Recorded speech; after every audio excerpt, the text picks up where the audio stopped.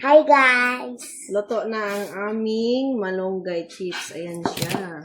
Super crunchy. Nahulog pa yung ilalagay na natin dito sa plato. Ayan.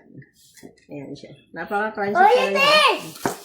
Ang crunchy niya. At saka, kailangan natin itong lagyan ng flavoring. Pwede na siyang walang flavor. Pwede rin siya lagyan ng flavoring. Ito ay tinatawag naming malunggay chips. Malunggay chips. Hello guys! Yan, ang aming malunggay chips. Napakasarap. Try din ni ate.